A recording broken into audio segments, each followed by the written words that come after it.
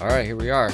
Back again. This is the Zim. This is the Zim video or Creative Mind podcast, depending on where you're watching this from or listening to. I've decided to do a little simulcast action. This is a new show I'm starting because I've been really inspired by the MCU over the many years. I've watched everything multiple times, including the latest issue or episode of WandaVision. I've watched it 3 times already, and it just came out last night. So I must admit, the last time I watched it, I skipped through a few sections. We'll talk more about that in a minute. But the idea is, I was thinking, like, I'm such a nerd for it. I'm so inspired by this MCU stuff, and I love making YouTube videos, and I love making podcasts, and I want to make stuff that people actually listen to. So hopefully, maybe somebody will be into listening to me talk about the MCU. We'll see where it goes. If you're into it, let me know. The best way to let me know is find the YouTube version of it and place a comment there. I'm going to use that as the main place for comments and questions and interaction with the show. So if you're on the podcast, then just jump over to YouTube. Listen to it on the podcast, but then jump over to YouTube and you can place your questions and comments over there. And I'm not sure how long this show is going to be. I was thinking I was only going to do 20 minutes this first time around, just because my camera only records for 20 minutes at a time. But we'll see. I'm a talker. So I might just go for 40 minutes, or whatever. And of course, if you're on YouTube, but you don't want to watch the YouTube and you want to be like, well, podcasts, I love podcasts. I can just stick it in my pocket. Don't have to have it on, the screen on while I'm listening. Then go to anchor.fm /thezim is the address. I don't have like a website or anything devoted to it. In the description of the YouTube, in the description of either one, there'll be the opposite. So in the description of the podcast, there'll be the YouTube channel. In the description of the YouTube, there'll be the podcast and a bunch of other links. But just look for anchor.fm /thezim. That's the Creative Mind podcast. I'm doing for a while. Listen to a bunch of the old stuff, me ramble on. If you want to get deep into the mind of the Zim, that's the place to do it. So let's get started. Oh, the reason I wanted to do this show is mainly thinking about, I was going to start with Falcon and Winter Soldier, knowing that it's coming up. But then I decided, you know what? Why wait? Let me just get this going. Let me prime the pump right now with the remainder of WandaVision. So it'll be an after show. I'm calling this MCU Aftershow.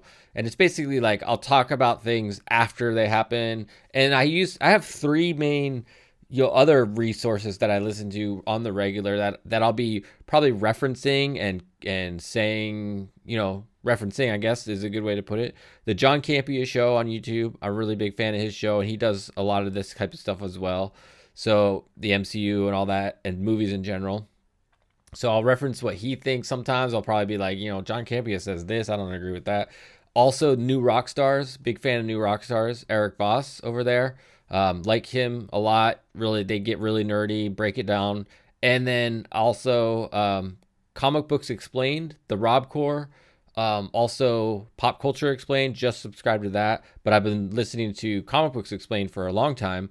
And so those are my 3 sources of where, I'll listen to what they say. I'll watch the show, obviously, but then I listen to what they say. So I might reference some of their thoughts. So if you want to learn more about them, check them out. I'll also list their channels in the description of both the podcast and the YouTube. So that's how this show is going to work. It's kind of more of a reaction to the reactions at times, those kind of things. So I don't know. Let's get into it. The way this one's going to work out, we're going to be talking about episode 8 previously on WandaVision, right? Is the latest one that came out. But since I'm starting this in the second to last episode of WandaVision, we'll have to catch up a little bit. But I wanted to talk about the biggest thing, I think, for me, right off the top. The biggest thing for me that I noticed. Oh, so first, and as well, this is full of spoilers, freely talking about the show. I'm not going to hold anything back. So if you haven't watched it, if you haven't watched all of MCU, I'm not going to worry about spoilers. So keep that in mind. Spoiler warning now. So turn it off if you haven't watched the show yet.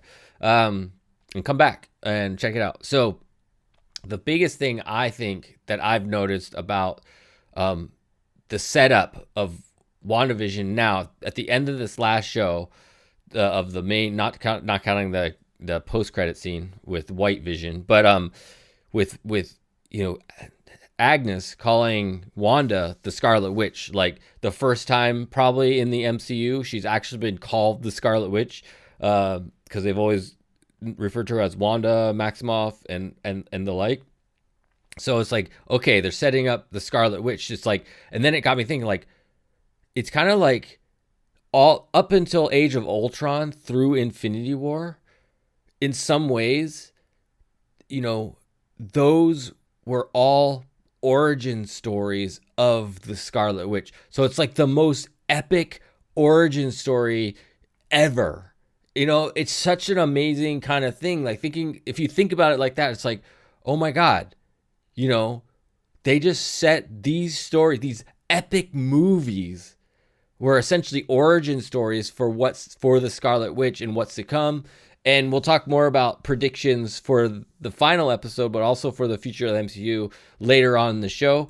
But I just wanted to say that right off the top was that idea was like, oh my God, they just told us in a way. For me, I'm like, this has just been a huge mega setup for the Scarlet Witch to appear, the real Scarlet Witch to appear into the MCU, because we know from the comics the Scarlet Witch is a massively powerful being. They say Omega level in the comics, which it's not an exact translation. It's gonna be in the show, the MCU, because the MCU, it's like Omega level stuff starts to get ridiculous.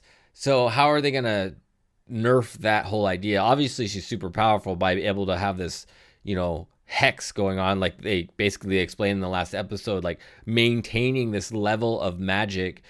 Whether or not she actually has to physically think about it, or if it's just like magic that like she casts a spell and it works on its own. If that's how it works, like I'm curious about how much she has to actually focus on the manifestation and the continual motion of this magic she's created, or if she has to hold it within her and project it at the same time, or if it's just like a one and done, like I just set this up and now it's moving on its own.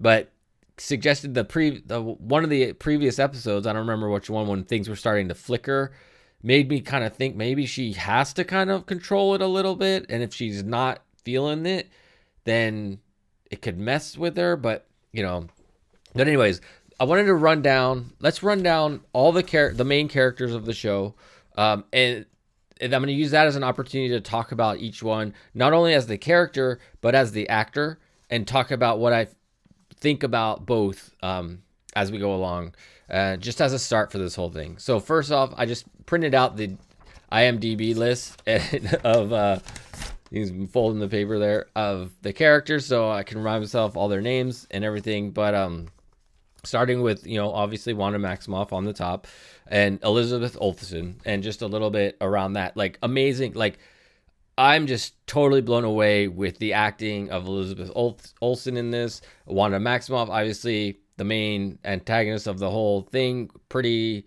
awesome. Nothing much really to say there for me, I don't think. If I think of more, there's other characters I will get deeper on. But as far as what they're doing with Wanda and what they're doing with, and how they're using Elizabeth Olsen as the actress, it's just A+ all around. I'm really happy with what's going on so far. Paul Bettany as Vision, again, amazing chemistry between Elizabeth Olsen. The chemistry, everybody that Paul Bettany is acting alongside, we had that scene with Darcy, with Kat Dennings, just really great play there, really awesome. I thought that one worked out really well. And then of course Vision. The only thing, okay, here's first kind of thing. So production value of the show. It's interesting. It seems to dip in and out, and I'll mention a few other moments of this. It dips in and out of made for TV and high quality Marvel studio movie level production. And one of the places it dips into made for TV is Vision's outfit. Like, whenever they have like a wide shot of him. I can't remember when his full frame is in the shot, his full body is in the shot in the Vision outfit. The area around his crotch and his pants looks really bad. It looks like a suit that I'm just not a fan of. Whereas in, when the first time you see the Vision, I actually just watched, we just watched Age of Ultron. My mother and I watched it because she needed a reminder of who, Pietro Maximoff and Wanda Maximoff were, like how they, like the whole idea. She just needed a reminder. And of course I love watching the movie, so we watched it together. And, which reminds me, we're watching, I wait to watch WandaVision with my mom because, I don't watch it at midnight. I'm on the West Coast. I don't watch it at midnight. I watch it, sometime during the day whenever she's available. So we just do that during some time on Friday. But that's my main complaint with the Vision at this moment is the makeup, and it's just not as good as the movies, which I don't know. It seems like that's just one place where they didn't bring up the quality of the production to the cinematic movie level, and it's noticeable to me, and it's a little bit annoying. So that's that. Katherine Hahn as Agnes / Agatha Harkness. Really, first time I've really been introduced to Katherine Hahn. I don't know what else she's been in that I should know. If I did, I don't know. I don't watch a lot of TV in general. It's like I like movies, and now that like movies are, and some of this like online streaming services like Disney Plus are making serialized programs, like the production level is like way up compared to what they used to be like 10 years ago or more. I've started to watch more serialized programming, and and I just love the MCU, so I'm watching it more now. So if Katherine Hahn was an actress in some other show, I'm not familiar with her work, but as far as what she's doing in this show, I mean, just this last episode just feels so like natural and just great acting. And then interesting. It's going to be interesting to see with Agatha Harkness. I don't have it written down, so I have to think about it every time I say it. Agatha Harkness. It'll be interesting to see if she's a solo player or if she is, working with somebody else or something, because they did have that in her little dungeon area. There's this speculation that they have the Darkhold, which is the spell book. There's a whole mythology around that in the MCU. And then they used it in Agents of S.H.I.E.L.D. once, which is interesting because what I've learned is, Kevin Feige does not want to deal with Agents of S.H.I.E.L.D. at all. But it just makes a lot of sense for that to be the Darkhold, because that's kind of like the main book of that, I guess, that type in the MCU. And so how that plays a role in this whole thing and why they actually showed it. So, and then there's this aspect of this tease, like Paul Bettany and others have been making, that there's going to be some reveal in the last, like this Luke Skywalker level reveal in the last episode, or sometime I guess we got the last episode of the show, and it's going to be another character, another thing is going to come up. So we'll see what that means. And it could mean that there's like a Mephisto-like character, or there could be another hero. I personally don't think there's going to be any XMen thing happening at all in this. I actually don't want it to happen in this. I think it'll feel forced if they do. So I don't want to see any X-Men stuff, even though they gave us that fan service of Pietro Maximoff, played by Evan Peters. I should write that down so I don't forget either. Peters. We'll see what happens there, but I don't think it'll. And that was just Kevin Feige, I think, and the producers of this show going like, let's mess with them. Let's mess with them a little bit. So I think that's what happened there. But so we'll see if I kind of think, I don't know. It's hard to say. I can't make a call at this point, like whether or not I think there's another force, because they've set up Agatha to be pretty darn powerful all on her own, and so it doesn't make it seem like she's trying to siphon power for somebody else, even though we have that idea that the kids are pieces of Mephisto in the comics, and all that stuff. So I don't know. I think, I don't know. We'll see. We'll see what happens there. Monica Rambeau, Teyonah Parris. So this is one of the actresses that I'm not as happy with the performance of. I think Tiana is, I hope I'm pronouncing her name right, is strikingly beautiful, and like amazing. But like I liked her acting when she was in the Hex, like when she was acting, she was like double acting in a way. She was acting another character, but when she's actually Monica Rambeau, it feels like her acting feels kind of forced, and I haven't felt any great chemistry on the screen with any of the other actors on the set. It just feels a little bit off, and I'm not too happy with that. And it may just be, I don't know. I'm worried.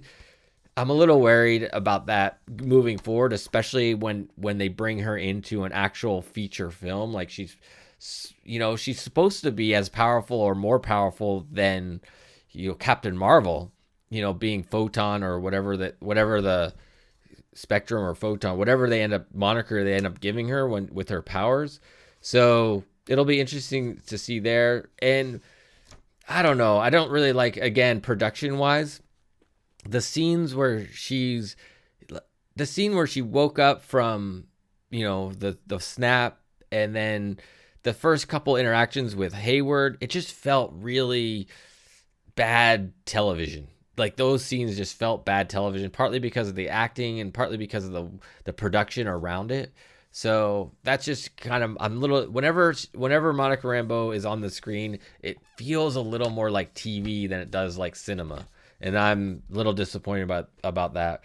I'm curious to see how they, she clearly got her powers. I'm curious to see if they explain all that a little bit more, because they kind of I feel like they've alluded to the fact that she kind of knew something was up with her even before, like with the whole blood test stuff that they were talking about, the weird scan. It's like she's like, I know I'm something weird with my body. I know that already, so let's just move on. And she's they didn't like tell us everything. But then now that she went through the Hex like 3 times, it kind of like the Hex did to her what the Mind Stone did to Wanda in a way.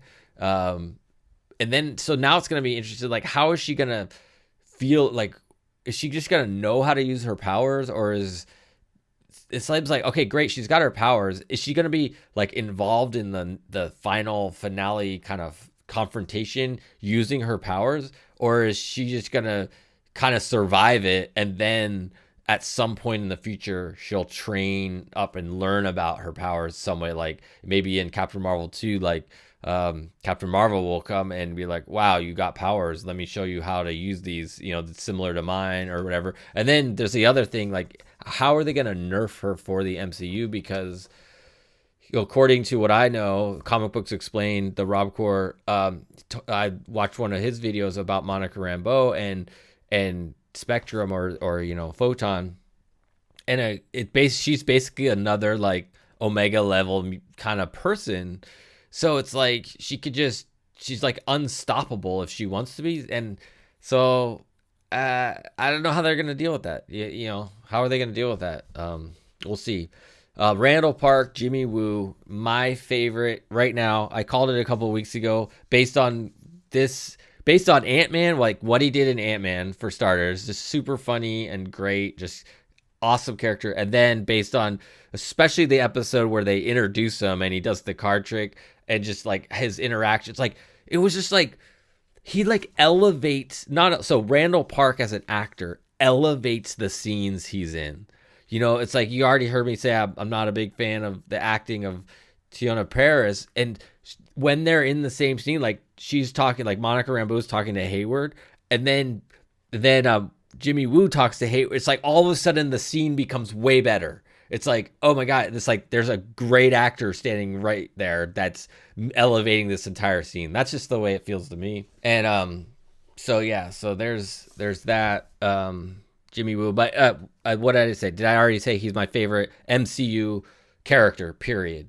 Favorite MCU character. I hope he gets a lot more use We'll see where he shows up. I feel like he's become like the new version, the new Coulson, like the where are we at? Phase 4 Coulson, kind of in a way or something.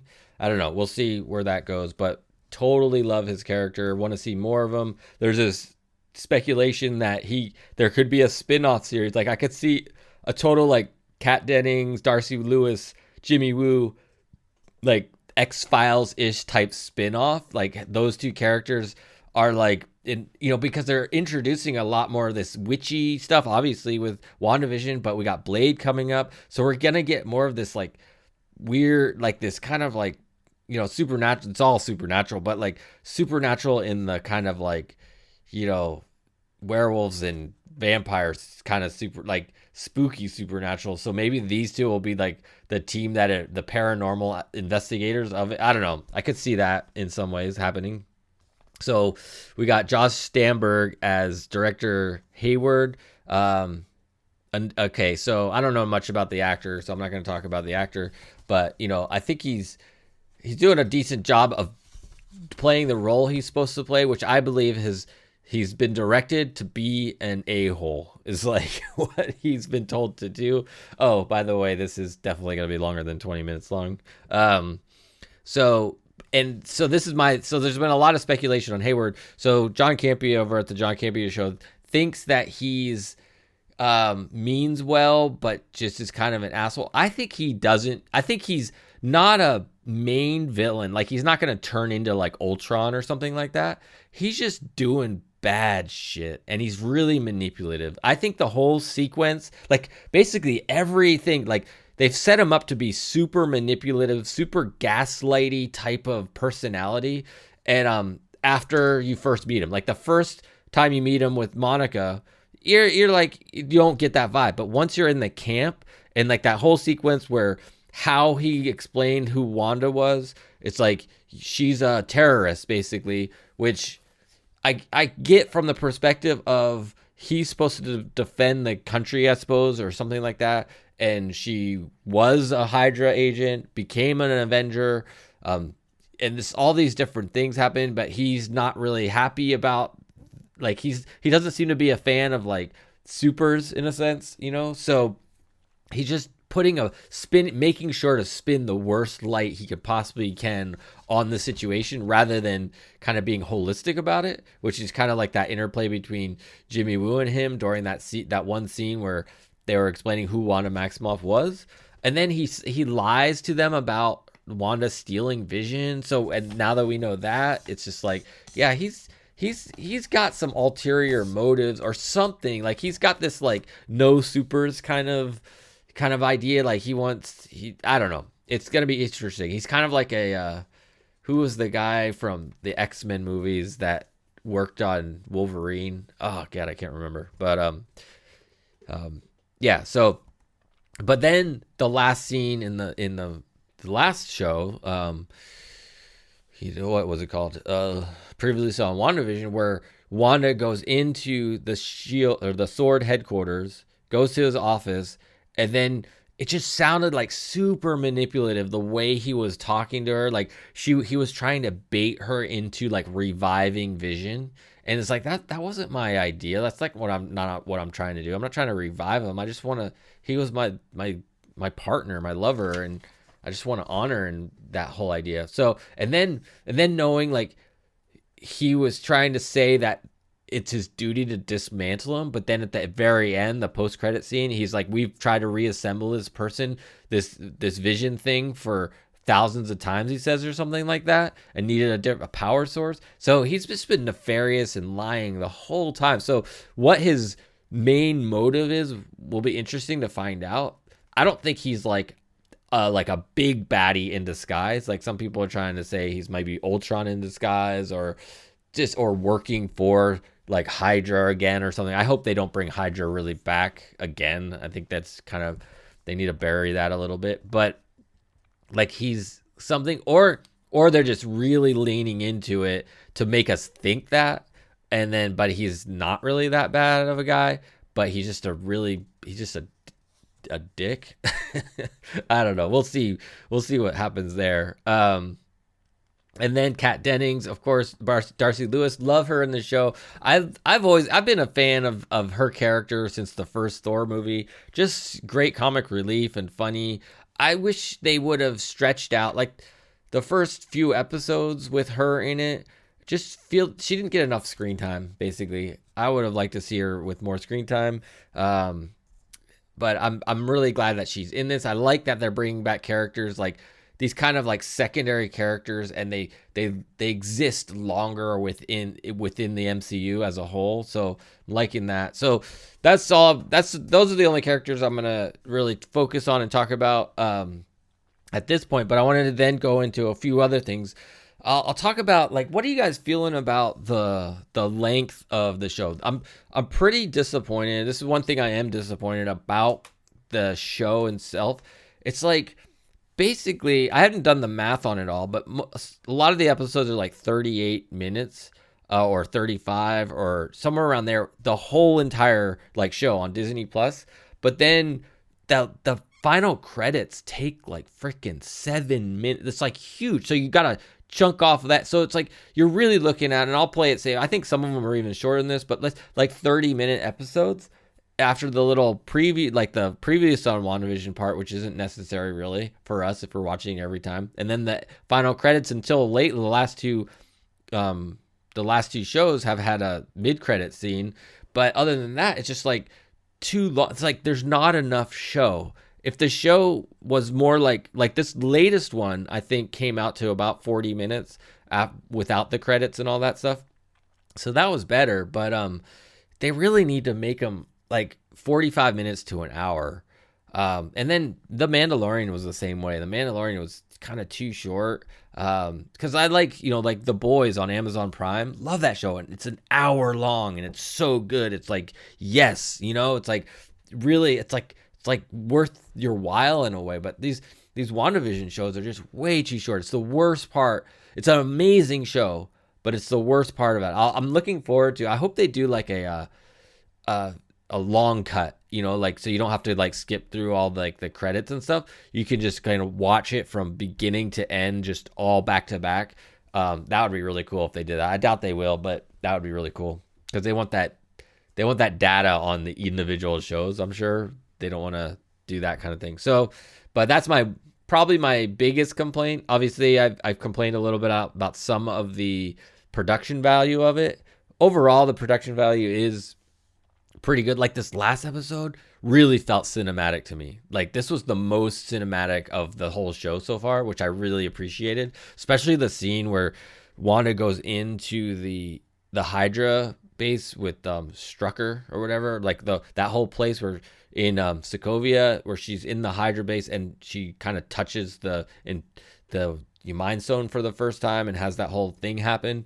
That whole sequence felt really cinematic, and the light, like the way they did it, was really good. I really appreciated the music and the everything about that whole section was really felt cinematic. I want to talk a little bit about now predictions about the idea. So I brought up a little bit earlier about kind of the XMen idea. I don't think XMen or anything about mutants will start here. However, I could see a possibility of, so basically, we're this, up till now in the MCU, I kind of laid out that I felt like it could have been all basically like what did I say? It's all like a origin story of the Scarlet Witch up till this moment, in a way, like this really epic origin story. Because if you think about it, like Thanos, the whole Infinity Stone saga, like the first part of the phase 1 through 3 is basically was working toward the Infinity Stone, the Infinity War and all that stuff, the end game. And which was epic, right? Super epic. And Thanos was just like a big baddie that like super powerful, right? So it's like, how do you go bigger than that?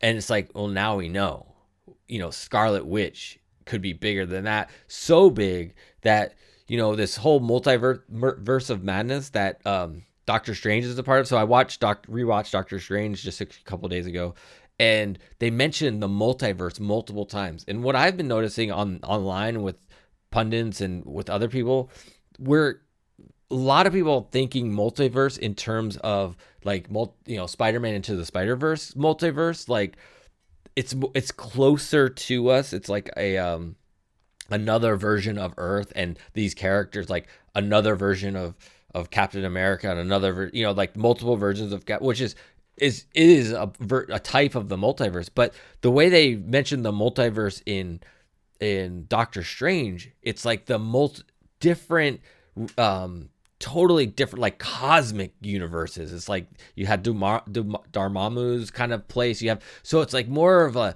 multiverse of like completely different realities of like not even related to Earth at all. And so that's what I'm thinking they're kind of referencing the multiverse in the MCU more. Of course, we have this idea that the two other Spider-Man are coming into the next Spider-Man movies, like the Tobey Maguire and Andrew Garfield Spider-Man. We'll see where that plays, if that plays at all, because that's more of like the closer to home multiverse possibility. But so there's a couple different ways to define the multiverse. Like the mirror dimension was part of the multiverse, it's like, so it's like these different dimensions is more of what I think they're talking about with the multiverse of madness. It's like a tongue twister. But what I'm thinking is, so like they're building up toward the Scarlet Witch being this big baddie, and it could be this possibility where how does the MCU bring in the mutants? It could still be through Wanda and what happens because of this road we're on. Because the disappointing part I have about the mutant idea is there's such a history of like, Magneto is like, it's World War II. It's like if we started now, how do you explain, like, you'd have to rewrite the character entirely, in a lot of ways. It's like you don't have that history. So what I was thinking is like something could happen where there's this like massive reset and they just reset the entire MCU in a lot of ways. And so they started all over from scratch, but it's not like they started it from scratch. They're just not like it's actually part of this whole timeline that we're in, but it's like because of the power of Wanda Maximoff and this fight that's going to happen between maybe between Wanda, the Scarlet Witch, and Doctor Strange, and whatever happens in that show, just that cosmic kind of, coming together and just blowing up what we know as reality could like reset. And so we basically kind of go back in time and retell new stories, but it's not out of continuity. It's just like now we're in this new reality period because of this moment that happened. That's a possibility. I don't know if that will happen or how they'll do it, but I'm just really curious because a lot of people have been trying to speculate that, like a Charles Xavier could show up in the last show of WandaVision, which is like, how do you explain that? It just seems like there's too much that would be just too weird. I don't like it. I don't like it. So, that's basically it. I think that's it. I think that's all I'm going to talk about today. So hopefully, you found this interesting. Hopefully this format works for you. I'm going to try it out for a while. I'll do another one probably next Friday or something. I'm not going to try to stay on a schedule with it. It'll probably take a long break because there'll be a few weeks before Falcon and Winter Soldier starts. So that was my main objective with Falcon and Winter Soldier. I'm planning to watch it at midnight or whenever it comes out and do this show like Friday during the day. So, but until that time, it's just kind of random. So we'll pick this up again after the next WandaVision, the last show.